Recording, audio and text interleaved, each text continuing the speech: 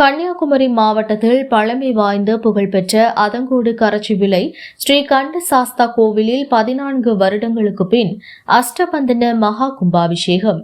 தமிழகம், கேரளாவில் இருந்து திரளான பக்தர்கள் பங்கேற்பு.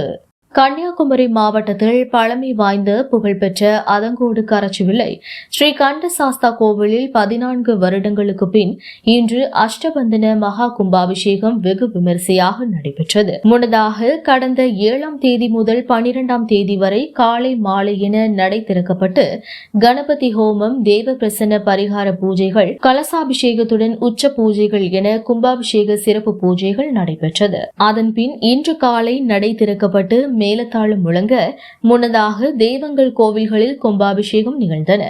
அதனைத் தொடர்ந்து பூஜிக்கப்பட்ட நீரை கண்டசாஸ்தா கோவில் கோபுரத்தில் அமைக்கப்பட்ட 3 கும்பத்தில் ஊற்றி கும்பாபிஷேகம் நடத்தினர். தொடர்ந்து சிறப்பு பூஜையும் தீபாராதனையும், அதனைத் தொடர்ந்து கும்பாபிஷேக வாழ்த்தரங்கம் நடைபெற்றது. இதில் ஸ்ரீ சைதன்யானந்தஜி மகாராஜ், அறங்காவலர் குழு உறுப்பினர்கள் உட்பட தமிழக, கேரளாவில் இருந்து திரளான பக்தர்கள் கலந்து கொண்டு தரிசனம் செய்தனர்.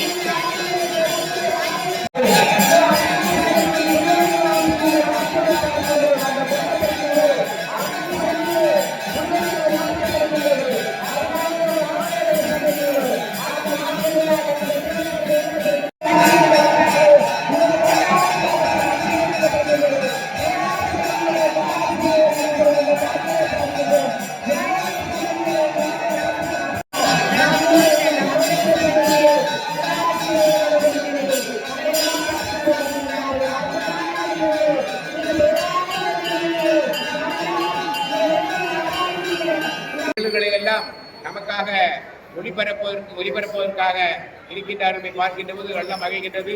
இப்படி ஒரு அருமையான திருத்தலத்திலே அந்த கும்பாபிஷேகம் நடத்த மதியம் தோன்றியது சொல்லப்படுகிறது.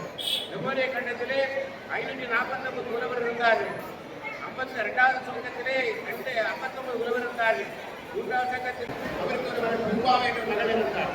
அந்த மகள் இறந்துவிட்டு அந்த இறந்துவிட்ட குழந்தை பெரிய பானையிலே சாம்பலாக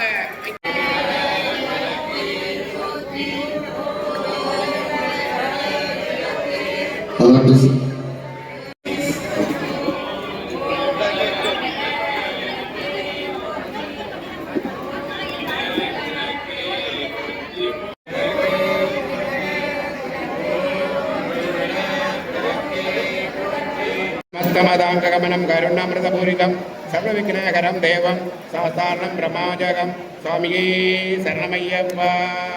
வெள்ளை வாரணத்தின் மேல் பருவனும்